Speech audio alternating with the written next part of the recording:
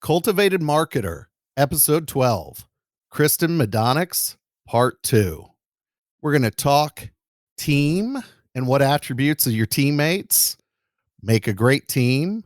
We're going to talk agency versus corporate world and a little open-ended question that brought some bright ideas.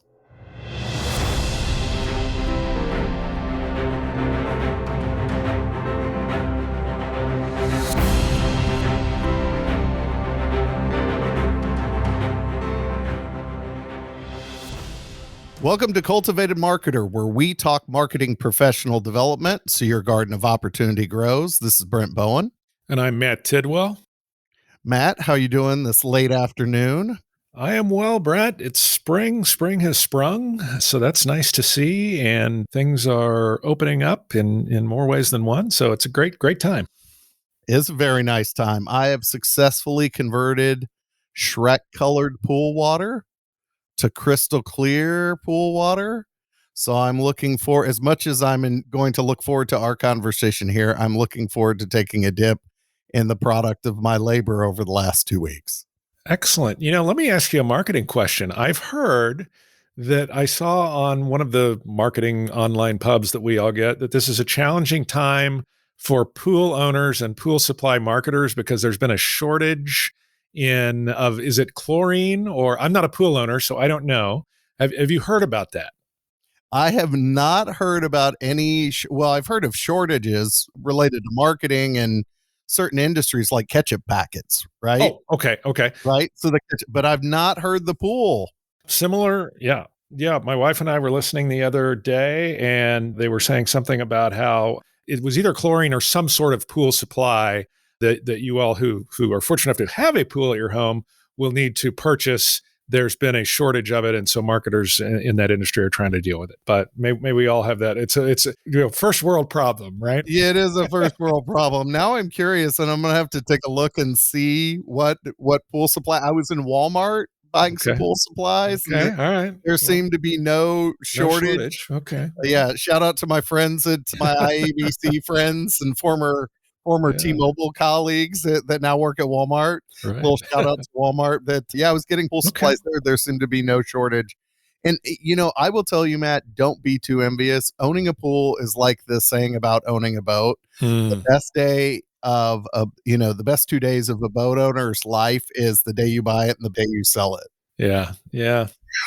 I've heard similar stories, but we will invariably have that 99-degree day, and you'll be very glad you have it. So I will. And speaking of jumping into the pool, we are jumping in to our second conversation with Kristen Majdanics. And so the first part of our conversation had to do with her career journey. And we did talk about community and what they do from a community standpoint, cause marketing.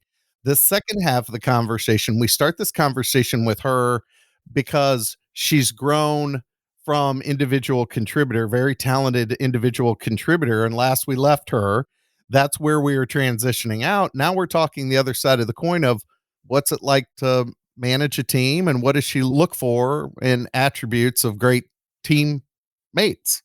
Yeah, right. And she's got some great thoughts on that. Really excited to have the listeners hear that. The other thing that's interesting about Kristen is that, like a lot of us, and you and I here in this room certainly fit that as well, she's had a great variety of experiences. She started out as a terrific agency account executive, as many of us do in our younger days, and went more onto the client side, got hired by the client, as they say. So she's been in both worlds. And so we ask her about that. I think that's interesting because I know I get this question a lot from younger folks breaking into the industry, getting ready to graduate, move into marketing communications.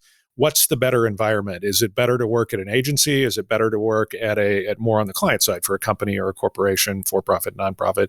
And of course, it's one of those things, there really is no right answer, and it's very subjective and it's dependent. I think, and I won't steal Kristen's thunder, but certainly one of the things I always tell younger folks is when you're in an agency, you're going to get a lot of variety, which is interesting because you're going to get to work for more than one entity. Whereas if you're this is the obvious, but if you're working for an organization, you tend to be more myopic and focused just on that one single organization and whatever their value proposition and product line is, things like that. So, and so I just always like asking people about that because it's always interesting to hear perspectives, and she gives us hers on that. But, I just know that particularly for younger folks, I think that the ability to understand what benefits they can get in a more of an agency environment is kind of an important thing. So anyway, we walked down that road as well, and it's very interesting to hear her response.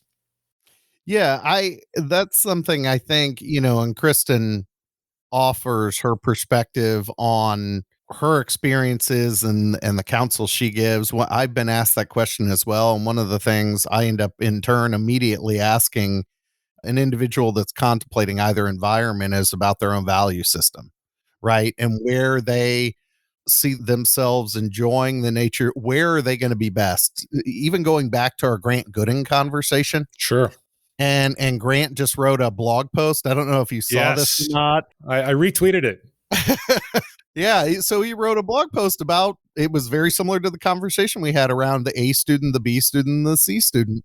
And that's the kind of conversation I will have with an individual that's talking about agency or corporate environment is what do your values tell you? Where are you going to do your best work, right? You're going to have these different potential experiences. Where do you see yourself enjoying your time? And you're probably going to be best suited for the place you're going to enjoy your time the most. Now, at least initially, and people evolve over time. I really started kind of agency, short stint in agency, went in corporate and loved it for a long, long time. Mm-hmm. And then it got back to the point where I've been here, done it, and I was ready for something new. Yeah, I think people go through that a lot. It's interesting the inner conversations you have with yourself at different stages of your career. So younger folks, it might be more agency versus corporate. And then once we get to mid-career, I know a lot of crossroads people have is big company or big organization versus small organization, particularly in Kansas City where we have a lot of small companies.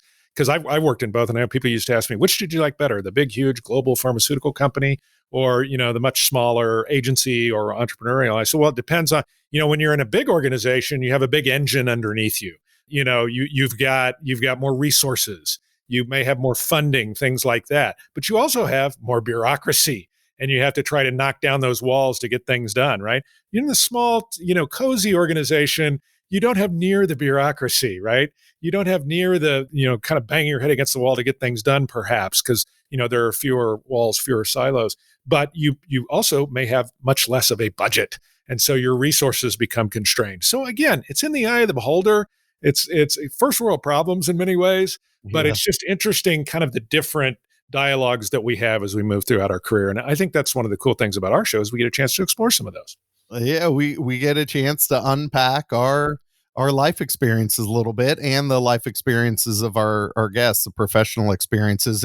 As you were talking about that, I'm reflecting even on my own career. So, the large investment manager who I worked for, where I got to run the celebrity golf tournament for 5 years. People will often ask me, based on what I do now, Brent, do you wish you had started your own firm earlier?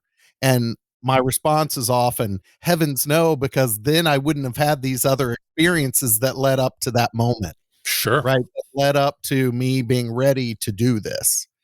So it's just, yeah, like you said, it really is kind of eye of the beholder. So, and speaking of eye of the beholder or the mouths of the beholder and very individual at that is you and I will every interview we'll ask an open-ended question and we'll give the time back to the guest in any way they see fit to respond.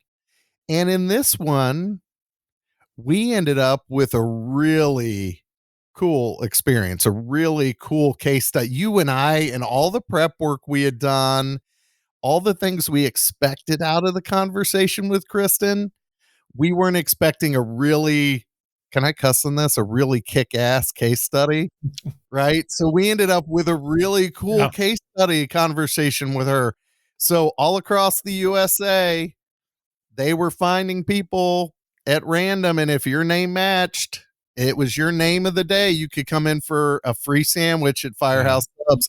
And Kristen talks to us about the evolution of the case study. It was super cool. Yeah. Podcast gold, as they say, because, so often you're kind of in fear of that question. It's like, gee, is the guest going to have anything to say? And, is it deer in the headlights? Or boy, she was right there and snapped back with a fantastic answer and podcast gold. Yeah, well, and she was so humble about it too. That's Yeah, what was yeah, fun. She's like, "Well, do you mind if I share this little story about the?" I'm like, and you and I were sitting there. I mean, people can't see us. Our eyes were wide open, jaws yeah, lifting him off the desk, going, "This is so cool." yeah, for sure. So, with that, folks, I think we just sold you on this really cool case study, and we're keeping you from it. So, Matt, anything anything else you want to mention in tonight's discussion? Don't think so. Good visiting with you again. Always. And we have the last thing I'll leave you with before we get to Kristen is our next guest. Folks, look, because Matt and I already have it in the can. It's going to be another two-parter, and it's dynamite. It's going to be dynamite data discussion, and email marketing is with Jessica Best. So watch for that in the coming weeks. But for now, we're going to send you off to Kristen Majdanics, Firehouse Subs, and our part two of our conversation where we talk team, agency versus corporate, and that killer case study about name of the day.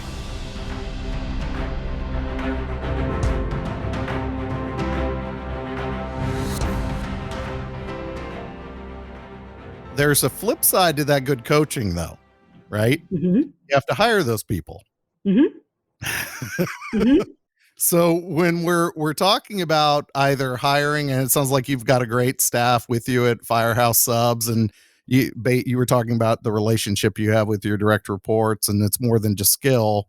There are other attributes, but Matt and I are curious, what attributes, when you're looking to build a team, what Mm-hmm. attributes are you looking for in people when you're bringing on people onto a team? Sometimes that isn't in the form of hiring, right?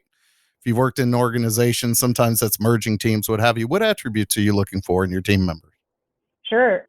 Definitely curiosity. And I think you can get that at the interview phase, or at least a hint of that based on what kind of questions whomever you're interviewing is asking you. I think the folks that have been the most successful, at least on my team, are the ones that are just curious about how things work, why they are the way they are, how can this be better, different. So always pushing a little bit, but also really trying to understand the overall business mechanism. It's very easy to be just in the marketing silo. And I think one of the things that I appreciate most about being on the corporate side is the ability to really understand the bigger business and get deep into areas if you really are interested. So I spent a lot of time talking to the supply chain head. I would never have guessed that at the beginning of my career that would be somebody that I would spend a lot of time talking with, but it's really interesting. And it does have an impact on what marketing does. I mean, even in the terms of pandemic, he was letting me know what products may or may not be more challenging to get access to.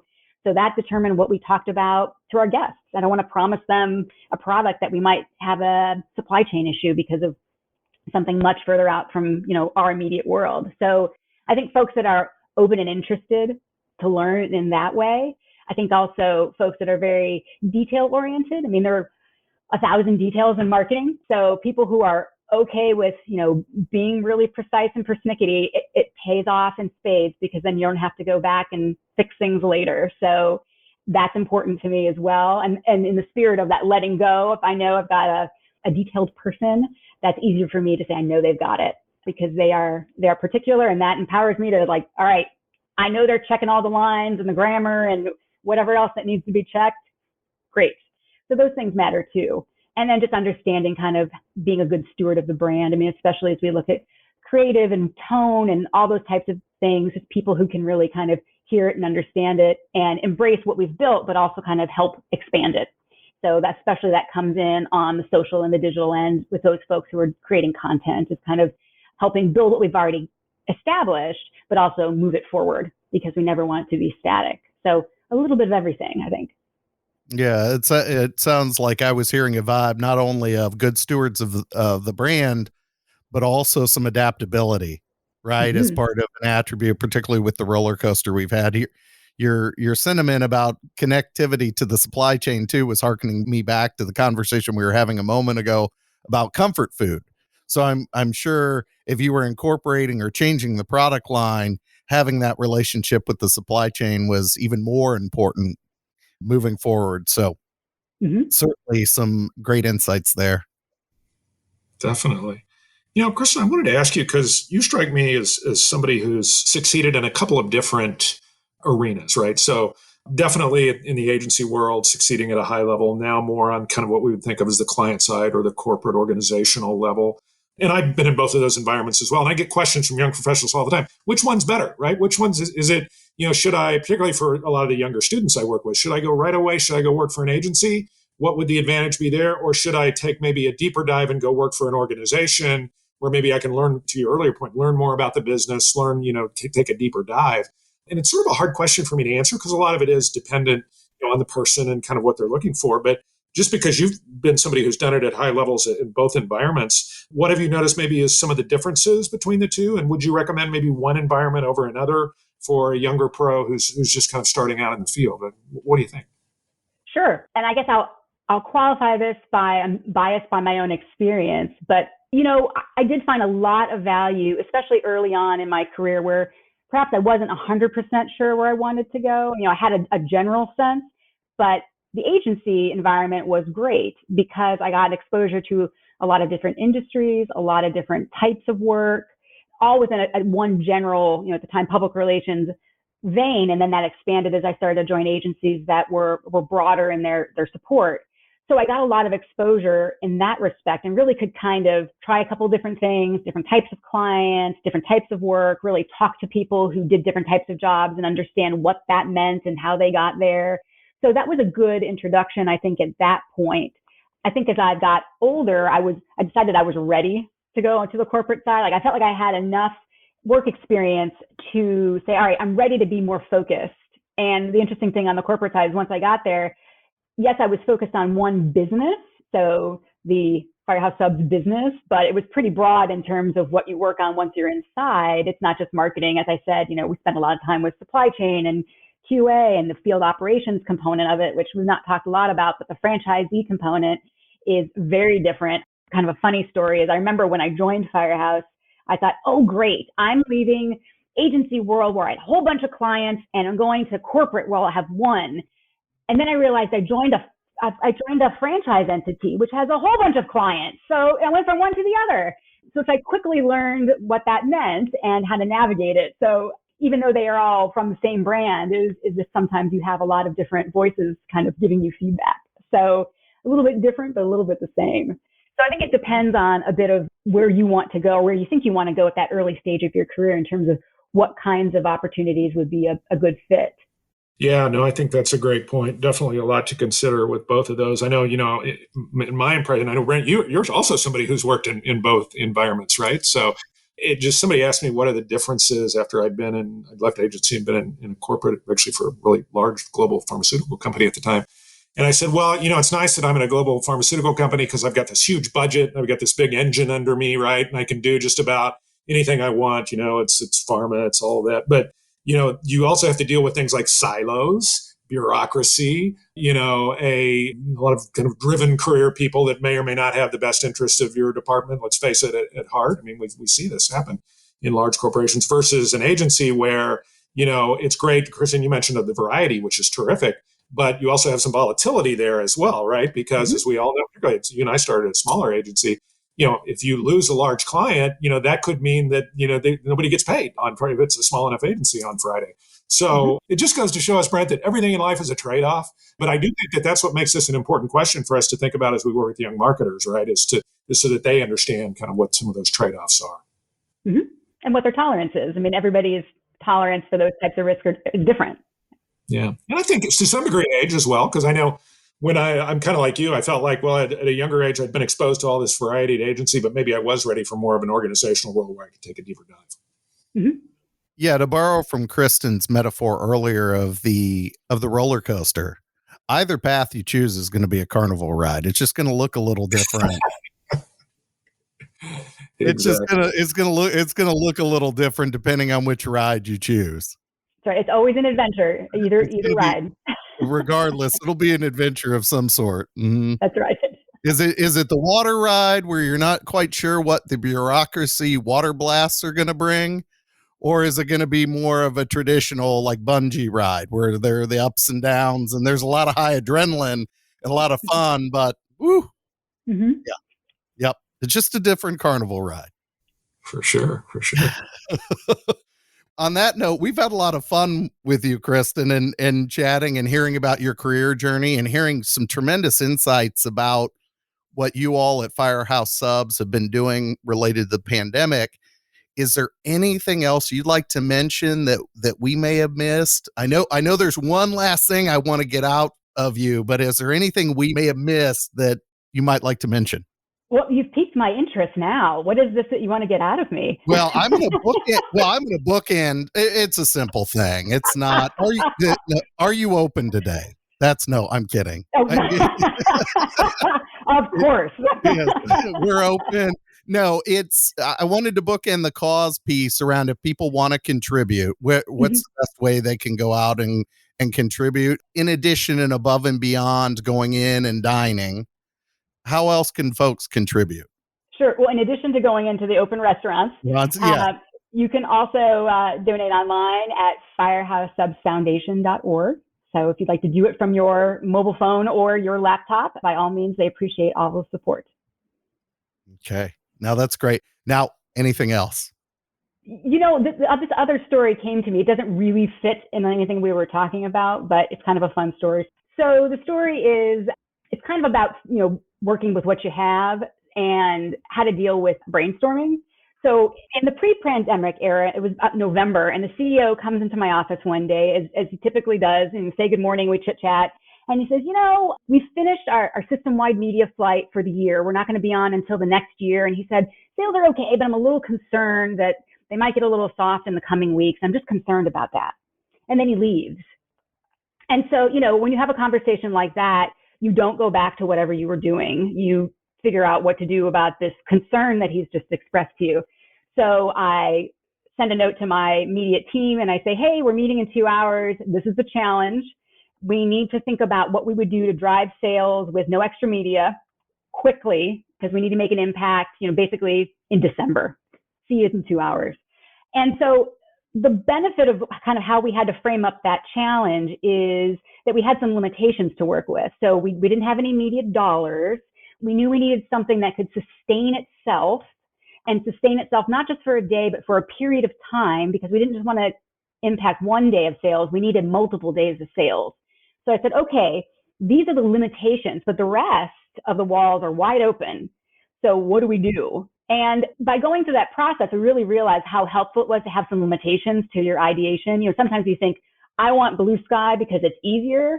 I actually really like having a couple limitations because it really focuses the thinking.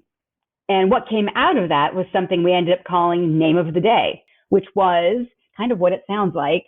Every day we would announce a name via social, so on our Facebook page. And if it was your name, you can come in and get your sub for free with any purchase. And we tested it very quickly in one market. It did really well. And then we launched it system-wide, and people had a wonderful time with it. It was fun. They were tagging their friends. People were watching every morning because we announced it at the same time. It drove a lot of traffic into the restaurants, and people, brought their friends with them, because if it was Brent's day, then Matt and Kristen were going to go along with you for lunch because you're getting your sandwich for free.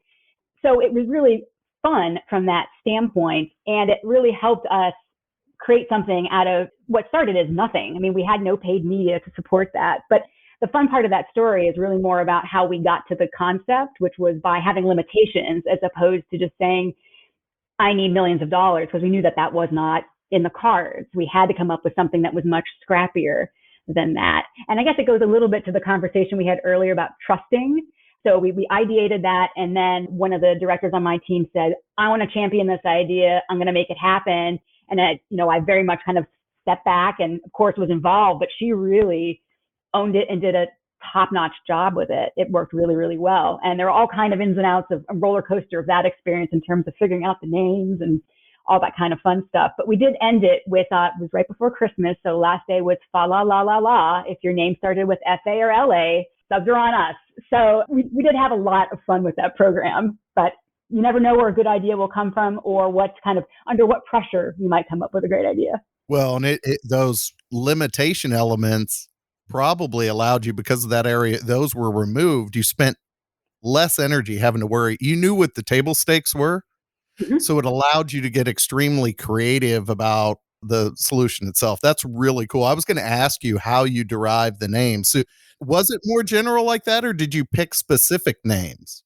You know, Like your fa la la la la example, that's more of a, if it was F or LA, right? That's more of a general. I didn't know who the base was, if it were loyalty members, if it was, or if it was more general, like you mentioned. It was general. So it went to basically anybody on our social media feeds. We would send it out via email as well, but people were tagging their friends. So it was a lot of people that were new to us, which was wonderful. And it took a little bit of time for us to kind of find what we would consider the sweet spot for about how many people we wanted to redeem a day. And so we backed into, all right, we need this much of the population to have the name. And so then we started figuring out we should do multiple names. It really started to get a little sophisticated over time, which was a fun thing to kind of sort out, but unexpected too. And so we would kind of play with different versions. You know, maybe we're just going to do a name where it's, if your name starts with D, all of the D names, you know, what does that do? So we would try it out and see if that was too much or not enough, and kind of tinker with those things. So we got to do lots of kind of fun twists. I think there was a Friday the 13th in the midst of this. So there was Jason was the name on Friday, and a couple other, you know, kind of pop culture names. So you could definitely have some fun with it. Yeah, Jason versus Freddy debate there. Yeah. Mm-hmm. So, you know, it was all in good fun, and it was all in the spirit of the program, was to have a good time. And I think a lot of our guests really had fun with it too. And, you know, they would suggest names and all kind of nice interaction, which doesn't always happen. Certainly not for what I would call an everyday offer. You know, you give away a product, you don't usually get that much interaction from your guest base. But this was a very different kind of experience. So, but those limitations made all of the difference in getting us there. Because you're right, we came up with the idea in less than a day in terms of what we needed to do. And I don't think it would have been that efficient if we had just said, imagine what you would do, you know, to sell more sandwiches. Like, we would have been, you know, had flip chart pages for days before we came up with the answer. Yeah, SWOT analysis all over the place. Right. And we did not have time for that. We had to do something. The pressure's on, right? But no, great story and creativity and just capturing the imagination of your customers. And yeah, that's terrific. Well, hey, Kristen, you've been very generous with your time. Thank you so much. Really just some great pearls in there for our listeners, and glad we stumbled back onto each other after all these years. And boy, Firehouse Subs is certainly very, very lucky to have you. And it's just really cool to see good things happen to good people. So glad we could reconnect, and thanks for sharing your time with our listeners. And I'll tell you what, Brent, this has been a good one, right? It's been a tremendous discussion. We've really enjoyed it, Kristen. We really appreciate you being on with us. Thank you for joining us today. Oh, my pleasure. It was great fun. Thank you both. If you found value in today's episode, check us out on our website, CultivatEDMarketer.com. You'll also be able to subscribe to us, rate us, and leave us a comment on your favorite podcast platform, such as Apple Podcasts, Spotify, and Stitcher. Remember, a garden of opportunity grows with CultivatED Marketer.